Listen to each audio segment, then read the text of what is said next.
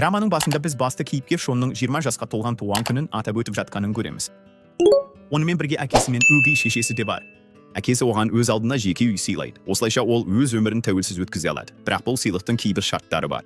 Біріншіден, ол үйде ешқандай қыз ұстамауы керек. Олар бұл шарттың орындалуын тексеру үшін аптасына бір рет оның үйіне келіп тұрады. Ал Шон бұл шартқа қуана келіседі.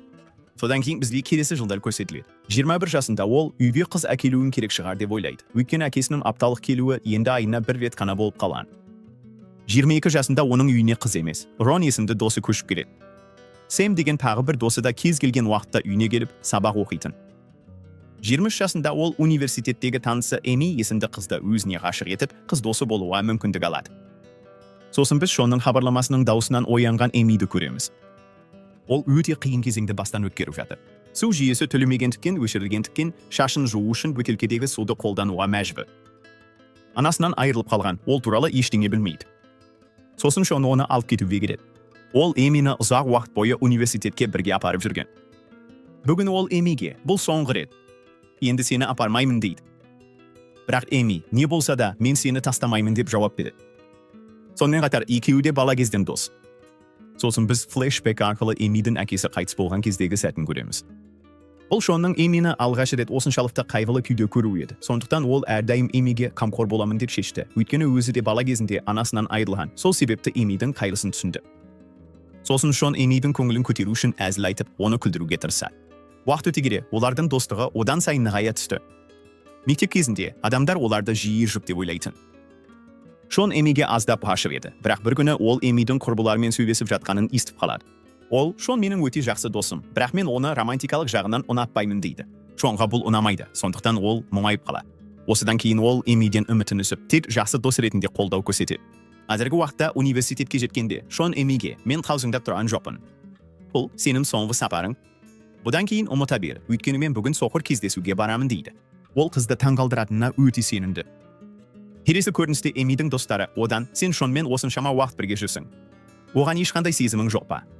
Университеттегі барлық қыздар оны ұнатады ғой деп сұрайды. Эми, ол менің типім емес дейді. Сосын біз екінші ер басты кейіпкерді көреміз. Ол Шонның ең жақын досы. Ол қыздардан алшап жүреді. Бірақ оның мінезі сондай, қай қызбен кездессе де соңына дейін бірге болады. Сосын біз Шонның досы Ронды көреміз. Оның әкесінен анасы бір шараға кеткен. Шара жүргізушісі олардан балалары туралы сұрайды. Олар біздің ұлымыз оқып жүр деп ойлайды. Бірақ ол сол шараға ән айтуға келген. Мұны көргенде Ронның әкесі қатты қорланады. Үйге келген соң Ронның әкесі оны ұрып, үйден қуып жібереді. Сондықтан ол анасының киімін киіп, үйден қашып кетеді. Осыдан кейін біз екінші басты әйел кейіпкер Синдиді көреміз. Ол бай отбасынан шыққан. Ол Кореяға келген бойда әуежайдан қашып кетіп, түр әлпетін мүлде өзгертіп жібереді. Анасы оның қашып кеткенін білгенде қатты ашуланады. Келесі көріністе Эми бір жерде жартылай жұмыс істеп жүргенде, оған шұғыл қоңырау түсіп, сондықтан ол үйіне жүгіріп барады. Сол жерде ол өз үйіне басқа біреудің заттарын әкеліп жатқанын көреді. Шын мәнінде оның үйін бір әйел сатып алған, өйткені үй банкротқа ұшыраған. Эми әйелге бүкіл оқиғасын айтып береді. Ал әйел оған заттарыңды кейінірек аласың. Әзірге тек ең қажеттілерін ғана ал дейді.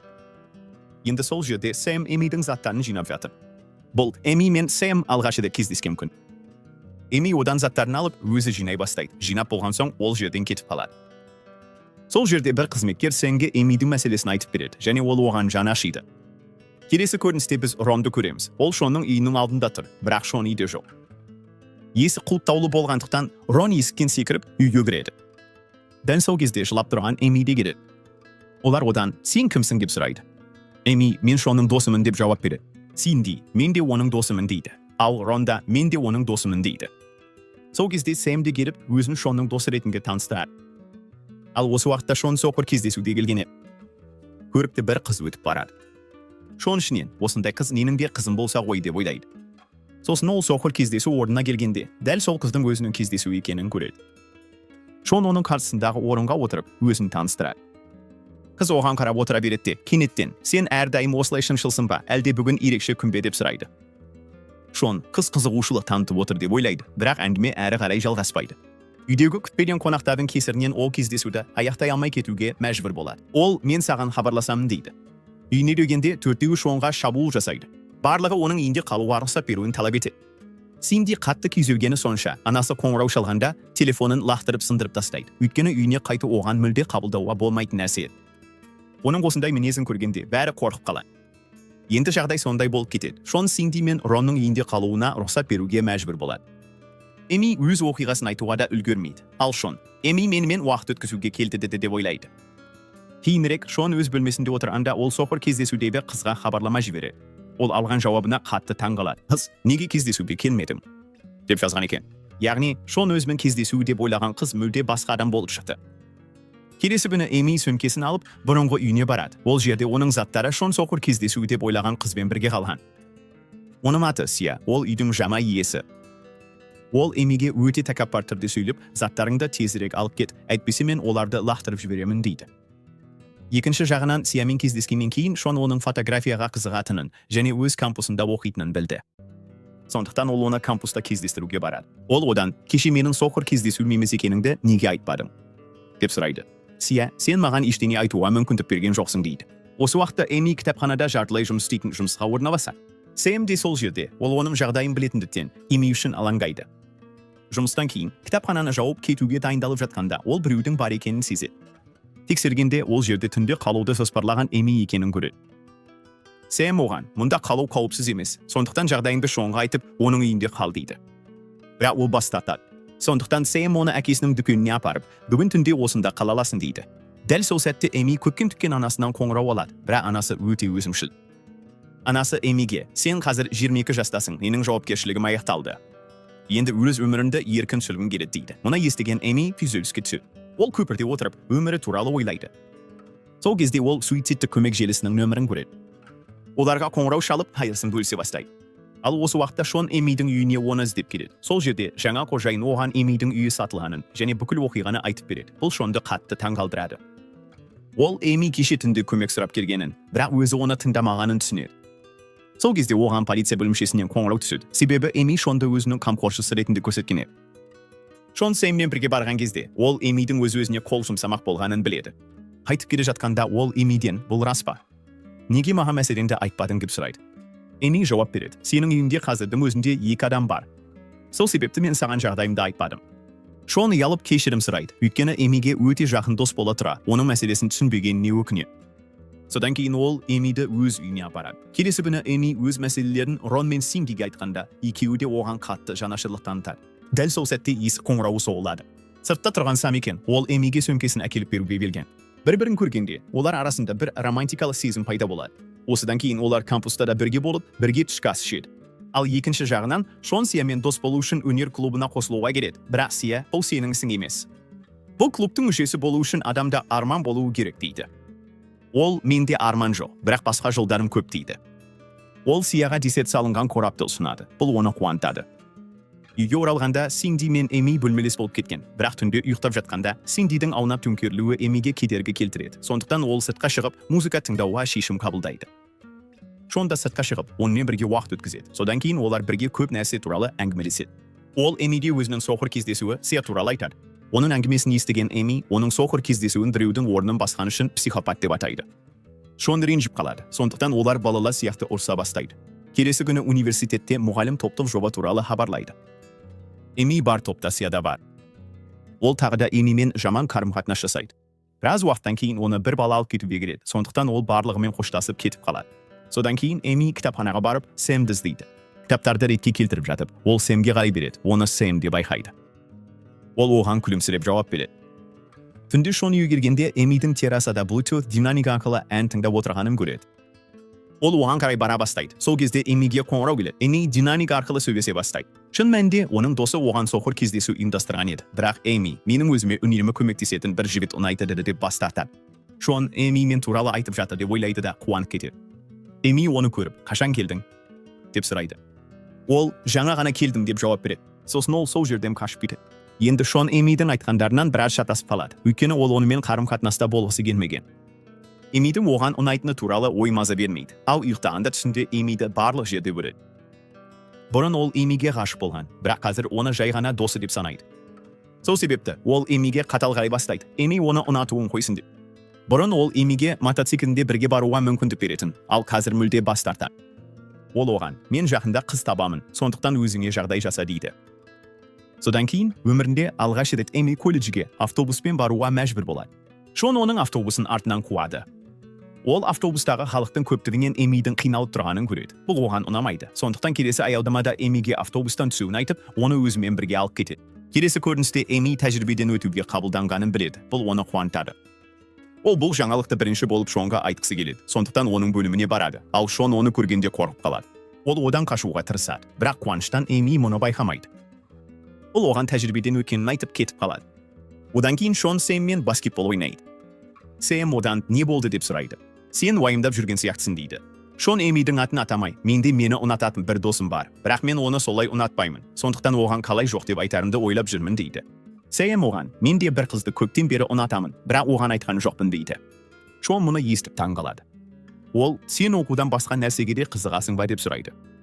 Сосын Шон одан ол қандай қыз деп сұрайды. Сэм өткен сәттерді еске алып, ол өте сүйкімді әрі әдемі дейді. Шон, менің досым өте қысып әрі қатал қыз, түрі де жай ғана дейді. Күнде Синди мазасын алғандан қашу үшін Эми көгалда шатыр құрады. Оның қылықтарына ашуланған Шон, сен мұның бәрін менің назарымды аудару үшін жасап жүрсің ғой, иә дейді. Эми одан мен неде ондай істеймін деп сұрайды. Сосын Шон онымен бірге заттарды реттей бастайды. Кейін олар бірге серуендеп балмұздақ жеуге барады. Сол кезде Эми оған өзінің қосымша жұмысын айтып береді. Шон оған қамқорлық танытып, құрылыс алаңында міндетті түрде дулыға ки дейді. Сосын ол оған, мен сені дос ретінде жақсы көремін дейді. Эми, әрине, иә деп жауап береді. Мен не дедім? Келесі күні Эмидің тәжірибеден өтуін атап өту үшін кеш ұйымдастырылады. Бұл кешке Сэм де келеді. Ол Эми екеуі оңаша қалған кезде оны кездесуге шақырады. Эми бұған қуанып қалады. Портты кескеннен кейін бәрі ішімдік ішеді, ал Эми тым көп ішіп мас болып қалады. Сол кезде Рон одан саған біреу ұнай ма деп сұрайды. Эми иә деп жауап береді. Бірнеше күн бұрын біреуді ұната бастадым дейді. Сосын ол кенеттен құлап кете жаздайды, ал Сэмнен Шон оны ұстауға асығады. Кеш аяқталған соң, бәрі кеткеннен кейін, Эми Шоннан мен мас болғанда бірдеңе білдірген жоқпын ба деп сұрайды. Шон оған, сен менің өте жақсы досымсың, әрі өте жақсы қызсың, сондықтан міндетті түрде жақсы адам табасың дейді. Енді оның сөздерін естігенде, Эми таң қалып, ол не айтып тұр деп ойлайды. Бірақ содан кейін бәрін түсінеді. Күлімдеп Шонға не ойлап тұрсың? Мен басқа адамды ұнатамын, ол менің әріптесім, және маған қатты қамқорлық жасайды дейді. Бұл Шонның қате түсінігін жояды, бірақ Шон әлі де қуана алмайды. Ол өзін Эми тағы да оны қабылдамағандай сезінеді. Ол тағы да уайымдап, неге ол мені ұнатпайды деп ойлайды. Келесі күні Эми мен Сэм кешкі асқа бірге барады. Бұл екеуіне де алғаш рет болғандықтан, олардың арасында романтикалық сезімдер пайда болмайды. Келесі таңертең Шон бәріне таңғы ас дайындайды, бірақ Рон мен Эми екеуі де көңілсіз. Рон кастингтен өтпегеніне ренжулі, ал Эми болса, Сэм оған ұсыныс жасамаған соң өзінде бір нәрсе жетіспейтіндей сезінеді. Бірақ Шон оны жұбату үшін, сен өте әдемісің дейді. Ол жігітте бірдеңе дұрыс емес шығады. Келесі көріністе Шон мен Сэм бірге кафеде отырады. Шон Сэмге, кеше Эми өзіне ұнайтын жігітпен кездесуге барды, бірақ ол жігіт оған ұсыныс жасамады. Мүмкін, ол тек уақыт өткізіп жүрген шығар. Мұны естігенде Сэм, барлық жігіттер сен сияқты емес қой. Мүмкін, ол шынымен оны ұнататын шығар. Келесі көріністе олардың бәрі Сэмнің әкесінің мейрамханасына барады. Сол жерде Шонның әкесінен Сэмнің әкесі ұрсып қалады. Негізінде, бұл ғимаратты Сэмнің әкесі Шонның әкесінен жалға алған, ал Шонның әкесі жалдау ақысын көтеру туралы айтқандықтан, олардың арасында көп дау-дамай болған. Енді мұны көргенде Шонда Сэм де ұялып қалады. Кешке Эми Сэммен кездесуге келеді, оны жұбатуға тырысады. Ол Шонның әкесінің сөзін жүрегіне алма дейді. Бірақ Сэм әлі де сол нәрселер туралы ойлап жүр. Екіншіден, ол Шонның Эми туралы айтқанын, яғни Эмидің ғашығынан белгілі бір үміттері болғанын, бірақ олар орындалмағанын ойлап отыр. Сондықтан ол Эмиге, кейбір адамдар өз сезімдерін тікелей жеткізе алмайды, өйткені олардың белгілі бір жауапкершіліктері бар дейді. Олар оқуымен қатар жұмыс істеуі керек және ата-анасына көмектесуі тиіс дейді. Сэм Эмиге өзінің бүкіл жағдайын жанама түрде айтып береді. Ал екінші жағынан түнде Шон Эмидің шатырының астындағы барлық тастарды алып тастап жатыр. Эми ұйықтағанда ешқандай қиындық көрмесін деп. Мұны көрген Рон, сен Эмиге өз қызыңдай қамқорлық жасайсың ғой дейді. Осы кезде Шон ашуланып, Ронға, сен есіңнен адастың ба? Сен не деген ақмақ сөздер айтып тұрсың? дейді. Содан кейін біз автобус аялдамасында тұрған Эмиге көшеміз. Ол Сэммен болған әңгімесін ойлап, көңілі түсіп кетеді, бірақ оның жағдайын түсінеді. Осы кезде Эмиге келіп алуға шыққан Сэм Шонның да оны күтіп тұрғанын көреді. Екеуін бірге көргенде Сэм алғаш рет қызғаныш сезінеді. Оның ойына олардың арасында достықтан да артық бір нәрсе бар ма екен деген ой келеді. Сосын біз біраз уақыт бұрын болған көріністі көреміз. Шон Ронның музыка байқауында іріктеуден өткенін біледі. Өйткені Рон бәріне Шонның нөмірін берген еді. Сондықтан продюсер оған хабарласып, осыны айтады. Мұны естіген Шон қатты қуанып, бұл жақсы жаңалықты телефон арқылы Эмиге жеткізеді. Эми автобуста болғандықтан Шон оны аялдамадан алып кетуге келеді. Ал қазір осы сәтте Сэм Эми мен Шонды бірге көріп, қатты ашуланады. Бірақ келесі күні ол бұл туралы Эмиге айтқанда, Эми Сэмге өзі мен Шонның тек жақсы достар екенін, одан артық ештеңе жоқ екенін жақсылап түсіндіреді. Бұл Сэмнің көңіл күйін жақсартады. Келесі көріністе Шон әкесінің атынан Сэмнен кешірім сұрап, оған мен әкеммен жалдау ақысы туралы сөйлесемін дейді. Сэм, ол сені тыңдамайды дейді. Шон, бірақ мен бар күшімді саламын деп жауап береді. Ал екінші жағынан, бұл Синди үшін жартылай жұмысындағы алғашқы күн. Ол клиенттеріне кеспе үлгілерін ұсынуы керек еді, бірақ ақыры барлық кеспе үлгілерін өзі жеп қояды. Осы уақытта барлық жоғарғы сынып оқушылары Шон мен Сияның бірге түскен видеосын бірге қарап отыр. Онда олардың жұбырегінде көріністері көрсетіледі. Соңында Сияның күліп тұрған суреті көрсетіледі. Жоғарғы сынып оқушылары видеосының соңын көріп қуанып, Шонды өнер клубында қалдыру керек деп айта бастайды. Соңында Сия да күле бастайды. Бұл Сия да онымен кездесуге келісімін берді дегенді білдіреді. Осы уақытта Рон продюсермен кездескенде, ол өзі таңдалған көріністе мүлде болмағанын біледі. Ол тек қосалқы ретінде ұсталған, яғни оны кез келген уақытта жұмыстан шығарып жіберуі мүмкін еді. Бірақ ол әлі де жұмысты қабылдайды, себебі жалақысы жақсы. Келесі көріністе Шон келіп, бәріне менің қызым бар дейді. Мұны естігенде бәрі қуанып кетеді. Сол сәтте Шонға әкесі қоңырау шалады. Әкесі оған Эмині інісіне репетитор еткісі келетінін айтады. Шон әкесіне Эминың қазірдің өзінде көптеген жобалармен айналысып жүргенін айтып бас тартады. Бірақ Эми келіседі, өйткені осылайша ол анасы үшін алынған несиелерді қайтара алады. Содан кейін Шон өзі оны әкесінің үйіне апарып тастайды. Оның інісі мүлде ақымақ. Эмині көргенде ол оған сен әдемі болып кетіпсің деп қандайды. Сол сәтте Шон оның басынан шапалақпен ұрып, сабаққа тыныш қана көңіл бөл дейді. Артық әңгіме керек емес дейді. Біраз уақыттан кейін Шон кетіп қалады. Сол кезде Сам келіп, Шонның әкесімен жалдау ақысы туралы сөйлеседі. Енді Шонның інісіне сабақ беріліп болған соң, Эми төменге түскенде, Самның Шонның әкесімен сөйлесіп тұрғанын көріп, тығылып қалады. Сам Шонның әкесіне, мен сізге мүлік жұмыстарыңызды істеп беремін, бірақ сіз жалдау ақысын көтермейсіз дейді. Эми мұның бәрін естіп, Самның жұмысына қаншалықты берілгенін көріп таң қалады. Сосын ол кетіп бара жатқанда, Сам Эмимен кездесіп, бүгін кешке үйде боласың ғой, иә деп сұрайды. Эми оның неге бұлай сұрап тұрғанын түсінбейді, бірақ оған иә деп жауап береді. Осы кезде Шон Сияны үйіне дейін шығарып салады. Сияның үйін көргенде, ол таң қалып, бұл сенің үйің бе деп сұрайды. Менің досым бұрын осында тұрған еді дейді. Сия бірден оның Эми туралы айтып тұрғанын түсінер. Ол Эмимен араз болғандықтан Шонға менің көзімше басқа қыздың атын айтпа, тіпті ол сенің досың болса да дейді. Ал Эми болса, Сам неге менің үйде болатынымды сұрады екен деп қайта-қайта ойлай береді. Сондықтан ол өзі барып Самнан сұрауға шешім қабылдайды. Есікті аша салысымен, Сам қолында гүл шоғы бар, дәл алдында тұр екен. Бірақ Эмиді кенеттен көргенде, ол абдырап қалып, гүлдерді жасырып қояды. Алайда Эми гүлдерді көріп қойған еді. Сондықтан ол, бұл гүлдерді маған әкелдің бе деп сұрайды. Сонда Сам батылданып гүл шоғын Эмиге береді. Ол оған, мен көп табыс таппаймын, уақытым да аз, бірақ соған қарамастан сенімен кездесуге барғым келеді дейді. Барасың ба, Эми? Эми бұны естіп қуанып қалады. Бірақ Самға біздің қарым-қатынасымызды біраз уақытқа құпия ұстауым келеді дейді. Келесі күні Сия өз тобына, оның ішінде Эми де бар, Шонды жігіті ретінде таныстырады. Эми Сияның жігіті Шон екенін білгенде таң қалады. Шын мәнінде бұл Сияның екі құрбының арасына іріткі салу жоспары еді. Сол түні Эми Шонның Сия үшін бір жоба жасап жатқанын көреді. Бұл оны Шонға ашуландырады. Ол Шонға Сия сені тек өз пайдасы үшін ғана кездестіріп жүр дейді. Ол сені сүймейді. Бірақ Шон Сияны соншалықты қатты жақсы көргені сонша, оның ешқандай кемшілігін көре алмайды. Келесі көріністе Рон Синди анасының хатшысымен кездесіп қалады. Ол барлық жерде Синдидің суреті бар парақшаларды таратып жүр екен. Оны тапқан адамға 1 миллион сыйақы тағайындалған. Мұны көрген Рон қатты таң қалады. Ол олардан, бұл қыз қылмыскер ме? деп сұрайды. Осыған олар Ронға ренжіп кетіп қалады. Содан кейін Рон Синди туралы зерттеу жүргізіп, оның бай отбасынан шыққанын біледі. Оған қатысты ақпарат берген адамға тағайындалған сыйақы соншалықты үлкен еді. Рон оны ойынан шығара алмайды, бірақ досына опасыздық жасағысы да келмейді. Келесі көріністе Эми Шонға өзінің әктесімен қарым-қатынаста екенін айтады. Мұны естіген Шон қатты таң қалып, оған көп сұрақ қояды. Ол жігіт сеніңді ме? Ол тек уақыт өткізіп жүр ме? Эми, уайымдамауыңа болады. Ол жақсы жігіт, бірақ Шон оған сенбейді. Түнде ол балалық шағындағы суреттеріне қарап отырып, солардың ішінде Эми бар екенін көреді. Сосын Эми әлі үйде келмегенін есіне алып, оны іздеуге сыртқа шығады. Осы кезде Эми жаңбырдан малмандай су болып келе жатады. Оны көрген Шон ашуланып, сенің жігітің саған мүлде көңіл бөлмейді екен ғой дейді. Ол сені үйге дейін жеткізіп салуы керек еді. Эми жауап береді, бұл оның кінәсі емес. Мен өзім оған айттым, өйткені ол жартылай жұмыс істеп бос емес еді. Осы сәтте Шон, бәлкім, Эмиге деген сезімдері әлі де бар екенін түсінеді. Бірақ әзірге ол шатасып жүр. Осы уақытта Эми мен Сэм кездесуге баруды жоспарлайды. Мұны естіп қалған Шон, мен бұл кездесуді болдырмау үшін бірдеңе істеуім керек деп ойлайды. Дәл сол кезде Рон көңілсіз күйде келеді. Ол бәріне кез келген уақытта жұмысынан шығып қалуы мүмкін екенін айтады.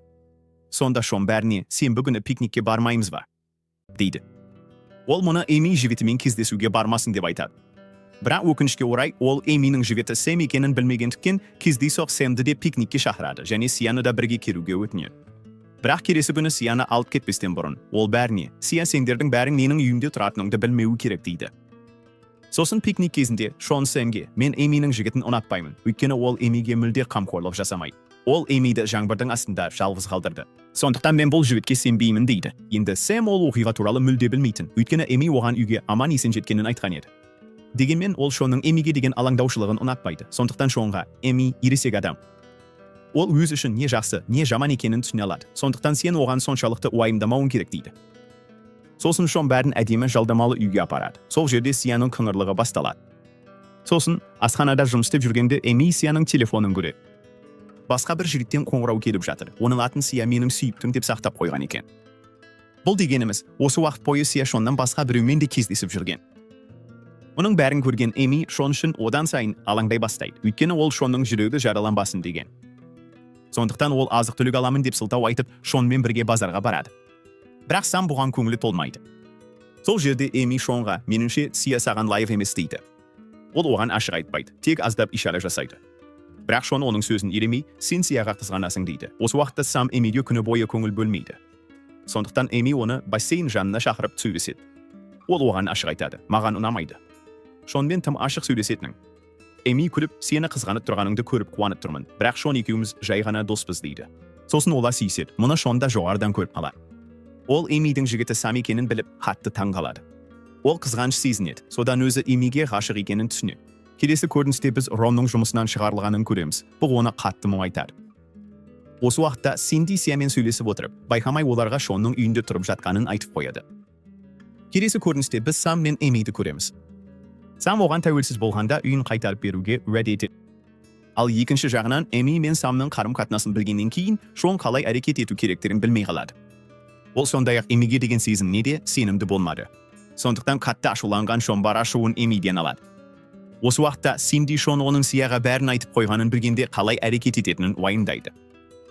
Шон онсыз да уайымдап жүреді. Ал оған қоса, олар экскурсиядан қайтып келгенде Сия онымен дұрыс сөйлеспейді. Сосын Эми Сияның басқа бір жігітпен көлікке отырғанын көріп, енді мен Шонға Сия туралы шындықтың бәрін айтуым керек деп ойлайды. Кешкі ас кешінен кейін, түнде Эми үйіне қайтпақ болғанда, бір жоғарғы курс студенті оны жеткізіп салуды ұсынады. Эми одан бас тартады, бірақ ол жігіт қатты қоймаған соң, Эми онымен бірге отыруға мәжбүр болады. Бірақ ол жоғарғы курс студентінің ойы дұрыс емес екенін Эми байқап, Самға хабарлама жібереді. Алайда Сам жұмыспен айналысып жатқандықтан оның хабарламасын көрмейді. Сондықтан Эми Шонға хабарлама жіберуге мәжбүр болады. Сол жоғарғы курс студенті Эмиді басқа жаққа алып кетіп, оған орынсыз сөздер айта бастайды. Эми оған қызығушылық танытпаған соң, ол жігіт Эмиді мазалай бастайды. Дәл сол сәтте Шон келіп, әлгі жоғарғы курс студентін қатты сабап тастайды. Осыдан кейін Шон ашуланып Эмиден, сенің жігітің Сам қайда деп сұрайды. Мұны естіген Эми таң қалып, сен оны қайдан білдің деп сұрайды. Шон, мен сендердің ашық сүйісіп тұрғандарыңды көрдім деп жауап береді. Сосын Шонның ашуы басылған соң, Эми оған бәрін айтып береді. Осы уақытта Сам Эмидің хабарламасын көріп, уайымдай бастайды. Бірақ Эмиге қоңырау шалудың орнына ол Шонға хабарласады. Шон оған, мен бәрін реттедім, уайымдама дейді. Осы кезде жұмыстан айырылған Ронның алдында екі-ақ таңдау қалады. Оның бір жоғарғы курстасы оған, егер продюсерге ақша келсең, қайтадан жұмыс табасың деп айтқан еді. Екінші нұсқа үйіне қайту немесе Синдиді сатып кетіп, оның қайда жүргенін анасына айтып беру. Осылайша ол Сия қалып, жұмыс мәселесін шешеді. Рон Синдиді сатып кеткісі келмейді, бірақ жұмыс мәселесіне байланысты бұл оңай шешім сияқты көрінеді. Сондықтан ол парақшадағы нөмірге қоңырау шалып, Синдидің қайда жұмыс істейтінін айтып береді.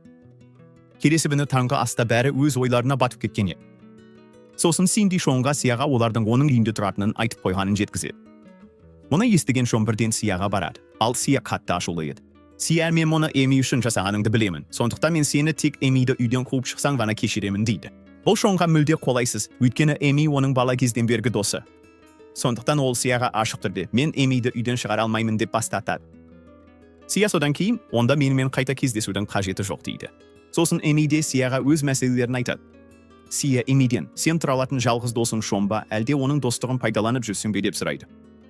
Енді Сияның сөздерін естіген соң Эми де бұл туралы ойлана бастайды. Осы уақытта Синди туралы айтып қойғанына өкінген Рон Синдині жұмысқа апарып тастауға барады. Жолда Синди оған: Эмидің алдында мен мұнда мазасыздыққа қарсы дәрі ішетінмін, бірақ қазір маған олар керек емес, өйткені мен қазір бақыттымын, сондай жақсы достарым бар, әсіресе сен менің ең жақын досымсың дейді. Рон мұны естігенде жүрегі елжірейді. Сосын ол Синдині түсіріп, үйіне қайтып бара жатқанда ақшаның жартысы түскені туралы хабарлама алады. Қалған ақшаны Синди үйіне жеткен соң алуы керек еді. Рон өзінің істегені дұрыс емес екенін түсінеді. Тез арада Синдині құтқаруға жүгіреді. Осы уақытта Синди сауда орталығында анасының менеджерін көріп қашып кетеді. Сол сәтте Рон оны қасына алып кетеді. Синди оған алғыс айтады, бірақ Рон, мен сенің орналасқан жеріңді айтқан едім, бірақ қазір қателігімді түсіндім дейді. Ол Синдиден кешірімді сұрайды, бірақ Синди бұл шындықты білгенде жүрегі ауырады. Келесі көріністе Сэм өзінің үйінде жөндеу жұмыстары жүріп жатқандықтан Шонның үйіне тұруға келген. Шон оны үйіне әкелгісі келмеген, себебі Эми бар еді. Бірақ Сэм оның досы болғандықтан ол да оны қайтарып жібере алмады. Енді үйде Сэм Эмиге кешкі ас дайындап жатыр. Ол тоңазытқыштың үсті Шон мен Эмидің есімдері жазылған жапсырмалармен толып тұрғанын көреді. Олар жұп сияқты. Бұл оған ұнамайды. Дәл сол сәтте ашулы Синди үйге кіріп, бөлмесіне барып, заттарын жинай бастайды. Рон бәріне болған оқиғаны айтып, Синдиден кешірім сұрайды. Бірақ Синди оның айтқанына құлақ аспай, үйден кетіп қалады. Қалғандары оның артынан бармақшы болады. Бірақ Рон бәрін тоқтатып, бұл мәселені өзім шешемін дейді. Егер Синди үйден кетсе, мен де мұнда қалмаймын. Кейінірек Сэм Эмиге: егер Рон мен Синди кетсе, сен де басқа жерге көшуің керек болады. Өйткені мен сені Шонмен жалғыз қалдырғаныма көңілім тыныш болмайды дейді.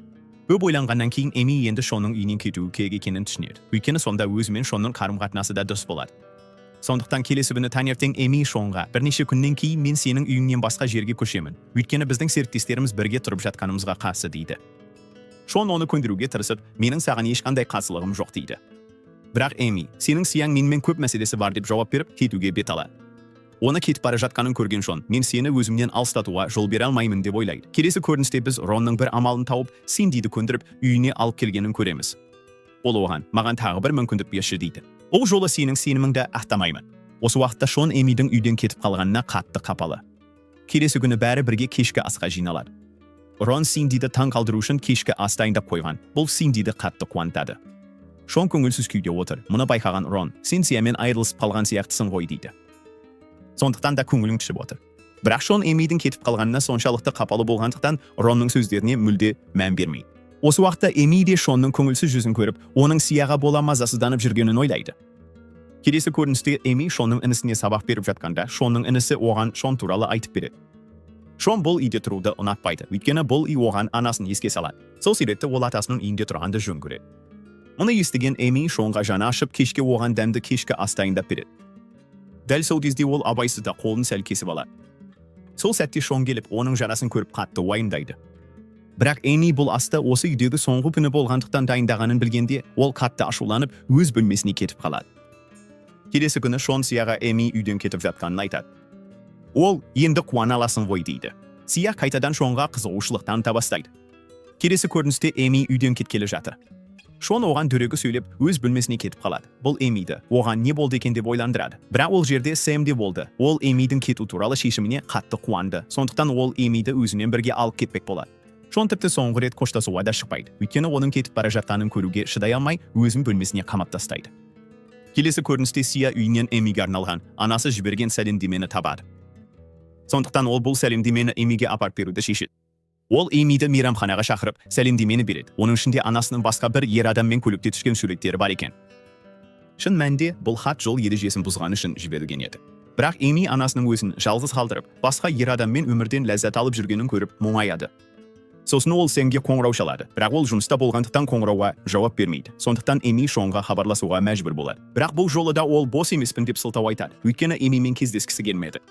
Алайда кейінірек ол Эмимен кездесуге барады. Оны көргенде Эми: сен келетінін білдім дейді. Бірақ Шон қатты күйзелгені соншалық: бүгін келдім, бірақ бұдан былай өз жігітіме қоңырау шал дейді.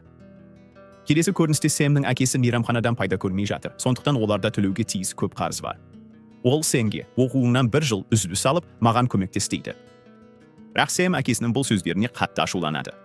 Ол әкесіне, саған көмектесу үшін қаншама күш салдым, бірақ енді бұдан әрі құрбандық жасай алмаймын дейді. Осылайша олар ұрысып қалады. Ақыры Сэм ол жерден кетіп қалады. Келесі көріністе Эми анасының досының наубайханасына барады. Ол оған анасының бір ер адаммен өте жақсы дос болғанын айтады. Ол ер адам қызы екеуі Шино деген жерде тұрған. Ол, сондықтан менің ойымша сенің анаң да сол жаққа кеткен шығар дейді. Сөйтіп, Эми Шиноға баруға шешім қабылдайды. Ол Сэмге қоңырау шалып, бірге баруды сұрайды. Бірақ Сэм әкесі үшін көңілі түсіп жүргендіктен барудан бас тартады. Сосын біз Шонды көреміз. Ол Эмиге кейбір заттарын беру үшін университетіне келеді. Сол жерде ол Эмидің достарынан оның анасымен кездесуге бара жатқанын естіп, уайымдай бастайды. Осы уақытта Эми Шиноға баратын автобуста отыр. Дәл сол сәтте Шон келіп, автобуста Эмидің жанына отырады. Бұл Эмиді таңғалдырады. Сия Шонның Эмимен бірге екенін білгенде, оған қайтып келуді айтады, бірақ ол қайтудан бас тартады. Осы уақытта Сэм екеуінің бірге екенін білгенде қызғанып қалады. Сосын біз Эмидің Шиноға барып, анасының үйін тапқанын көреміз. Сол жерде ол анасын бір ер адаммен көреді. Бұл Эмиді ашуландырады. Сондықтан ол олардың терезесін сындырады. Дыбысты естіген соң Эмидің анасы мен ер адам сыртқа шығады. Анасына қатты ашуланған Эми, сен қандай анасың дейді. Қызың жалғыз, ал сен өмірден ләззат алып жүрсің дейді. Ол қатты толқып, жылай бастайды. Сол кезде Шон келіп, оны жұбату үшін құшақтайды. Дәл сол сәтте Эмидің телефоны да жерге түсіп, сынып қалады. Осыдан кейін Эмидің анасы неге бұлай істегенін түсіндіреді.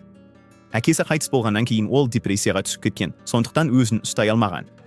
Ол қатты қорқып, басқа жол көрмеген соң ол жерден қашып кетуден басқа амал таппаған.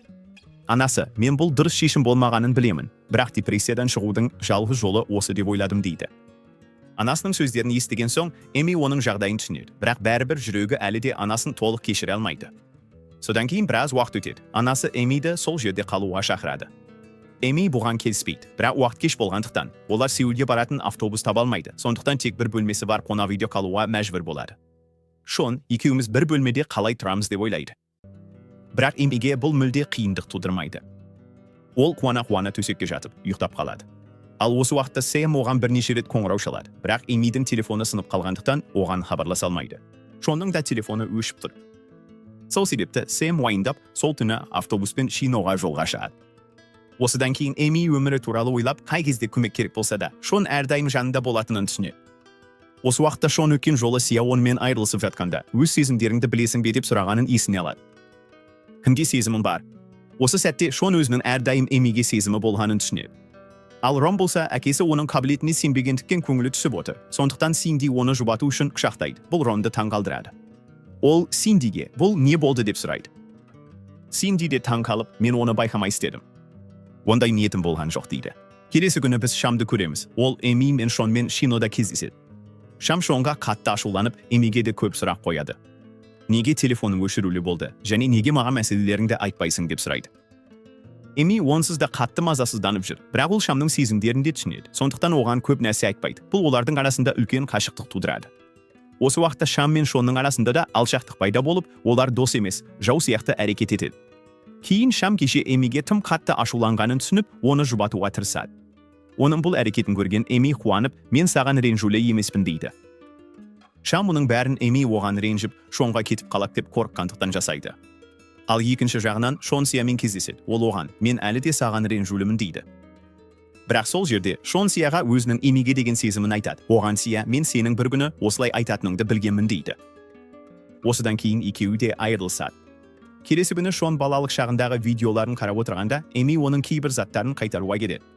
Сол кезде ол Шон мен Сияның айырылысып кеткенін біледі де, Шоннан, бұл менің кесірімнен болған жоқ па деп сұрайды. Шон оған, жоқ, олай емес дейді. Сосын олар бірге видеоларды қарайды, және Эми Шонның әрбір видеосында өзі де бар екенін байқайды. Содан ол Шонның өміріндегі өзінің қаншалықты маңызды екенін түсінеді. Бірақ осыны түсінген соң Эми сәл қобалжып қалады да, сылтау айтып, сол жерден кетіп қалады. Кейін ол бұл туралы ойланғанда Шонға деген тартылыс сезімін байқайды. Келесі көріністе Ронның әкесі оған қоңырау шалып, балам деп, әкесі оны шақырып кездесуге шақырады. Шын мәнінде әкесі оған жұмыс туралы айтып отыр, бірақ Рон оған қарсы, сондықтан ол бұл жұмыстан бас тартады. Осыған ашуланған Ронның әкесі оны ұра бастайды. Рон әкесінің қолын ұстап, сол жерден кетіп қалады. Өміріне қатты күйзелген ол ұзақ серуендеуге шығады. Ол Синдиге қоңырау шалады, бірақ ештеңе айтпайды. Кездейсоқ бір-екі сөз айтып телефонды қоя салады.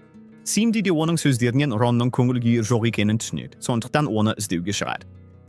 Содан кейін ол Ронды табады. Рон Синдині көріп таң қалады. Ол мені қалай таптың? Деп сұрайды. Синди, жүрегімнің дауысы мені саған алып келді деп жауап береді. Рон бұл сезімінді білдіруге тамаша мүмкіндік деп ойлайды. Ол Синдиге ұнайтынын мойындайды. Содан кейін екеуі сүйіседі. Ал екінші жағынан Эми Шонның інісіне сабақ беруге келеді. Дәл сол сәтте ол Шонның әкесі мен өгей шешесінің әңгімесін естіп қалады. Бұл Эмиге қатты әсер етеді. Өйткені әңгіме Шонның туған анасы туралы еді. Эми Шонның әкесінен: "Аға, не айтып тұрсыз? Шонның анасы тірі ме?" деп сұрайды. Шонның әкесіне бәрін айтуға тура келеді. Содан кейін біз Шон кішкентай болған кездегі флешбек көреміз. Ол кезде Шонның ата-анасының көп қарызы болған. Сол үшін Шонның анасы құрбандық жасауға мәжбүр болды. Сондай-ақ ол Шонның қамқорлығын әкесіне беруге мәжбүр болды. Ал бәрі Шонға анасы туралы ешқашан айтпауға шешім қабылдады. Оның ойынша анасы қайтыс болған еді. Мұның бәрін білгеннен кейін Эми Шонға шындықты айту керек. Оның реакциясы қандай болса да дейді. Бірақ Шонның әкесі: "Мұны айтудың қажеті жоқ. Бәрі осылай қала берсін" дейді.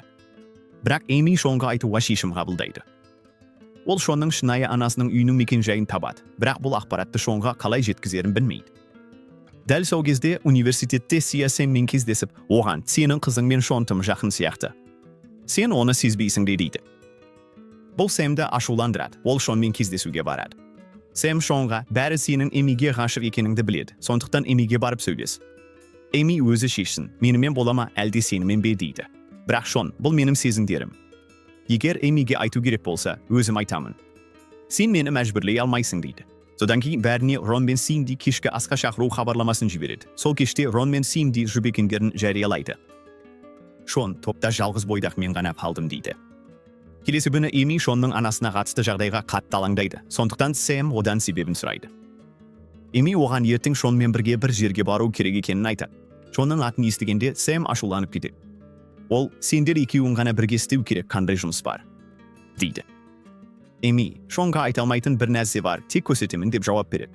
Сэм бұл ойға қарсы болады. Ол оған: "Егер сен Шонмен бірге барсаң, біз ажырасамыз" дейді. Бірақ Эми бұған мән бермейді. Сондықтан келесі күні Шонмен бірге Чеджу аралына барады. Шон одан себебін сұрайды. Ал Эми: "Саған мұнда бір нәрсе көрсетуім керек" дейді. Сосын олар Шон деп аталатын мейрамханаға барады. Сол жерде бір әйел Шонды танып, абдырап қалады. Шын мәнінде бұл әйел Шонның анасы. Тамақтан кейін Шон Эмиден: "Мені неге осында келдің?" деп сұрайды. Ол сәл абдырап: "Мейрамханада менің бала кезімдегі суретім тұр екен, ал анау әйел маған біртүрлі қарап отырды" дейді. Сосын Эми оған бүкіл шындықты айтады. Осыдан кейін Шон әкесіне қоңырау шалып, қатты ашуланып, үнсіз отырып қалады. Эми оған анасымен кездесуі керек екенін түсіндіреді, бірақ ол оны тыңдамайды. Сондықтан Эми барлық достарын Чеджу аралына шақырады. Осылайша олар Шонға бәрін түсіндіре алады деп ойлайды. Рон мен Синди бірден келеді, бірақ Сэм келмейді. Олар да Шонды көндіре алмаған соң, ақыры Сэм келедіге бір жолын тауып Шонды көндіреді. Содан кейін Шон барып анасымен кездеседі. Олар көп ұрсады, бірақ соңында бәрі шешіледі. Келесі көріністе университеттен кейін Эми мен Сэм кездеседі. Сол жерде Сэм оған біраз уақыт басқа жаққа қоныстанатынын айтады. Эми: "Бұл менің кесірімнен емес пе" деп сұрайды.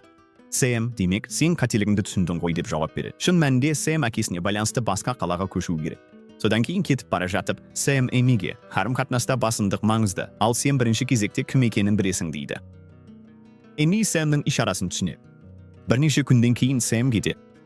Кетер алдында ол Шонмен кездеседі. Ол Шонға: "Сен менің өте жақсы досымсың" дейді. Келесі көріністе Эми мен Шон кездесуге барады. Сол жерде Шон Эмиге: "Көп ойланғаннан кейін, мен сенсіз өмір сүре алмайтынымды түсіндім" дейді. Сонда Эми оған: "Мен де дәл солай сезінемін. Менің де өмірім сенсіз мәнсіз" дейді. Содан кейін олар ең жақын достардан ашықтарға айналады. Ал екінші жағынан Рон да армандаған жұмысында табысқа жетіп, өмірін орнықтырады. Сол кезде Синдиді анасы тауып алады. Ол бірге кетуді сұрайды, бірақ түн болған соң екеуі бірге түнейді. Синдидің жағдайын көрген анасы: "Қалай осылай тұрасың" дейді. Синди: "Маған тек еркіндік керек еді, ол жақта ондай болмады" деп жауап береді. Ол анасынан: "Мен мұнда келгеннен бері тыныш ұйықтаймын" дейді. Соңында Синди үйіне қайта оралады. Бірақ анасы оның жағдайын түсініп, Синдиге қалағанын істеуге еркіндік береді. Рон да атақты адамға айналады. Оның шоуы өте танымал болады. Эми де жақсы жерде жұмыс істеп жүр, ал Шон кино саласында жұмыс істей бастады. Соңында бәрі қалағанына қол жеткізеді. Осымен драма аяқталады.